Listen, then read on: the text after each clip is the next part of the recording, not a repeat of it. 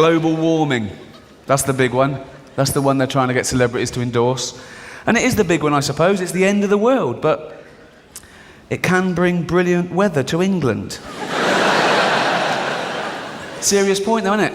How would you go to Bob in Yorkshire, who's had a lovely summer, he's playing cricket and barbecuing, and you go, it's all got to stop, Bob. All got to stop. You can't drive your car anymore. You can't use aerosols because you'll eventually stress out some Eskimo. He's not going to give a fuck, is he? Sorry, that's racist. Oh, sorry. I don't know what's come over me tonight. I'm really sorry. You can't say Eskimo anymore. They want to be called Inuits. So, I don't know who's complaining. You live in snow. Who's going, oh, Gervais called us what? Oh, my blood's boiling. Which is a good thing here. No. The first Eskimos, oh, sorry, racist, Inuits, migrated from Asia across land masses that are no longer there, and they settled in the polar regions of northern Canada, Siberia, and Greenland. And when they got there, and the one in front went, this is all right, isn't it? Why didn't the one at the back go, what?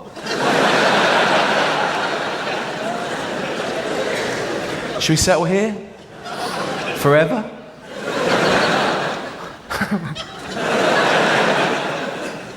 Are you serious? Yeah, why not? Because I'm fucking freezing. Let's keep walking, let's find a tree. Fucking hell. But the scary statistic that I've heard about the erosion of this planet in recent years is that by 2030, there'll be no fish in the sea. According to a CNN report, best estimate, no fish by the year 2030. And I blame Comic Relief. Remember that stupid slogan they came up with? Give a man a fish and he'll eat for a day. Give a man a fishing rod and he'll go fucking mental, won't he? Another one. Give me that. Give him a fish, greedy bastard. Comic Relief. Not a year goes by where Richard Curtis doesn't call me up and go, oh, Ricky, Africa's still the poorest place on the planet. It's riddled with AIDS and famine. It's war-torn. Would you like to go there? And no, it sounds fucking awful. You're really not selling it to me, Richard. Once he's called me and it wasn't about that. He offered me a part in The Vicar of Dibley. And I said, tell me about this Africa trip again. Oh, she started it. It's not a disease.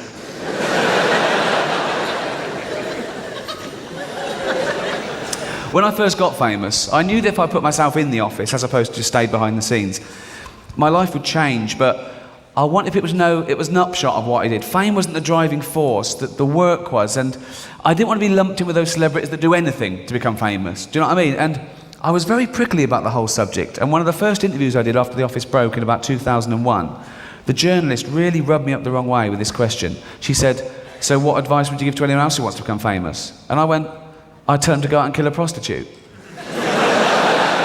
Which I thought was a really clever answer. She looked at me like I was mental. And I didn't do this bit in Ipswich.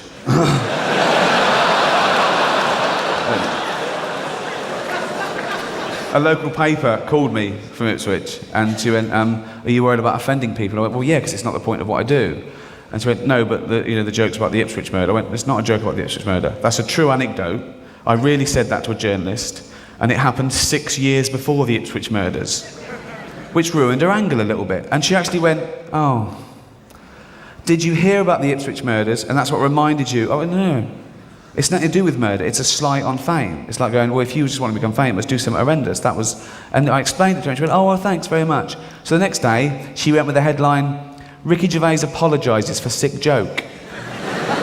I thought, what are the rules? I've explained it to her, and she does these vox pops and this whole sort of string of Chinese whispers. Oh, that's racist. I'm so sorry about this. I don't know what's come over me. Suggesting that Chinese people can't whisper. Sorry about that. That would be a strange racial trait, wouldn't it? Bigots getting hold of that one, going, the trouble with the Chinese is they can't fucking whisper. What? They can't whisper. Of course they can. They can't. The Chinese cannot whisper. Watch this. Chang, whisper to me. Hello! Oh, for fuck's sake. Shouting hero must be racist. Come on. On the same day, The Sun published a picture of Jade Goody with the caption, racist scum. They published a picture of that Chinese snooker player with the caption, pot noodle.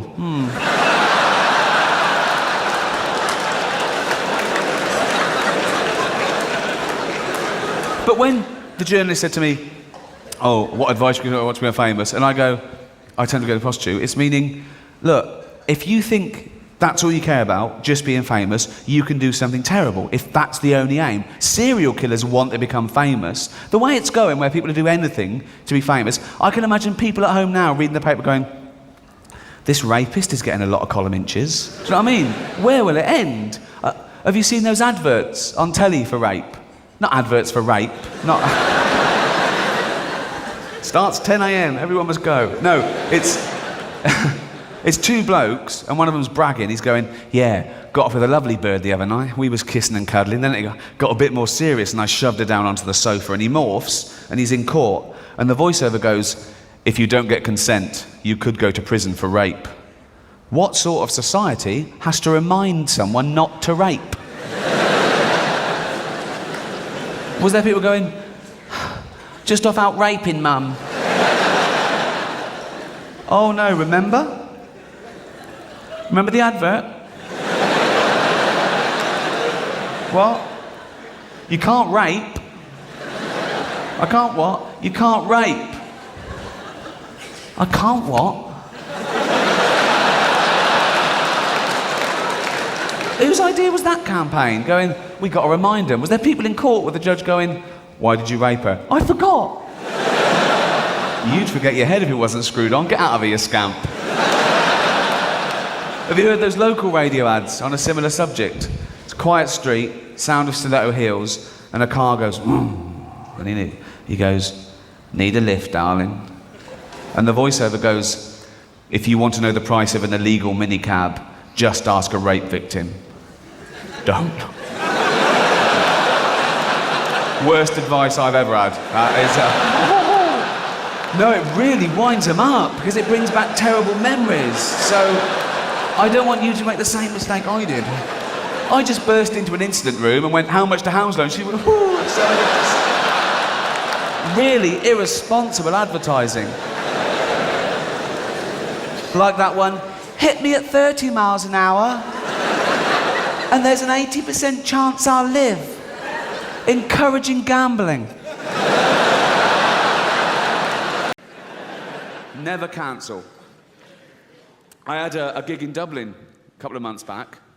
O2 Arena, Dublin, 10,000 seats, sold out way in advance, getting towards the gig, looking forward to it. A few days before, all the planes start being grounded because this volcanic ash cloud. A volcano goes off in Iceland and we can't get on a plane. What's the point of fucking Iceland, really?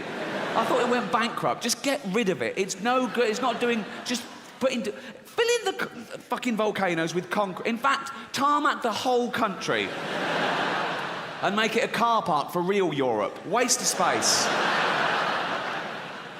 So yeah, and sort of like pop stars and that coming to England were cancelling. I couldn't get on. And I was thinking, I can't cancel. I've got to get there. So I hired a helicopter to and from Dublin. Cost me £12,000 just because I couldn't bear to let anyone down or take the ferry. Yeah, they were still running fine, sure. I think there were extra ones they'd put on, but that would have meant mixing with the general public. And this is about as close as I ever want to be to no offence, scum. No.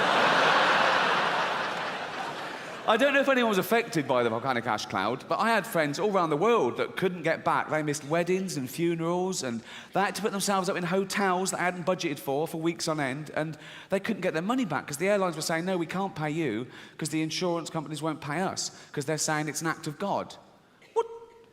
What isn't an act of God? If you believe in God, that's sort of a definition of him, isn't it? That he does everything. He's all-powerful, and he's everywhere. He invented everything. Before he was around, there was nothing. He invented time, space, everything, okay? So he's across it all. Nothing happens by mistake. No, he's not absent-minded. A volcano going off isn't like him going, oh, fuck, I left the oven on. That doesn't... And who are these insurance companies that know what is and isn't an act of God? How do they decide? Have they got a hotline to God? They call God up, do they? And go, ring, ring. Hello? Hello? Could I speak to God, please? Speaking. Oh, what? I didn't think you'd answer the phone yourself. What do you want? Sorry, that volcanic ash cloud, was that you? Yeah. Oh yeah, that was an act of me, all right? So I shouldn't pay out. Don't fucking pay in a penny, son, no. Oh, jeez. While I've got you here, did you make a tree fall on Steve Baxter's car? A lot of Steve Baxters. 2 Acacia Road, Hounslow. It happened on the 3rd of June, 2:15. 3rd of June, 2:15. No, that wasn't me. I was in Africa then, giving AIDS to babies.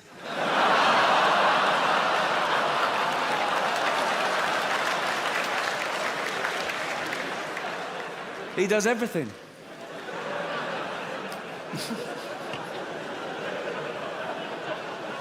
I love books of quotations. I read them for pleasure. I've got a few of these compilations, and one of my heroes is Winston Churchill. And when I read "Give us the tools and we will finish the job," I thought, how inspiring. And when I read "Never in the field of human conflict was so much owed by so many to so few," I thought, how patriotic. And when I read "It is a good thing for an uneducated man to read books of quotations," I thought, you cheeky fat git. People say that Oscar Wilde is the greatest genius that's ever lived. Let's test that. Here's one of his. All women become like their mothers. That is their tragedy. No man does. That is his. That sounds a bit gay to me. Just, I don't know. Give it another go. Here's another one. I couldn't help it. I can resist everything except temptation. That sounds gay as well.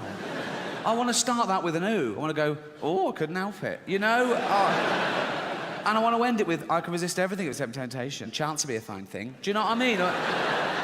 And when he went through customs all those years ago in New York, and the customs officer, just doing his job, said, have you anything to declare? Oscar Wilde famously said, nothing but my genius. It's not witty. He planned that. I bet the first time we went through customs in a foreign country, he was all, yes, sir, no, sir. Anything to declare? No. On you go. Oh, I just thought of something fucking brilliant to say. Oh. Excuse me, can I go? No. Oh, God. He had to wait weeks in those days, back on a boat to England, planning it. Anything to declare? Nothing but my genius. I'll be in a book of quotations, won't I? So he gets there again, finds the same bloke, goes on, on you go. Oh, didn't even fucking ask me that time.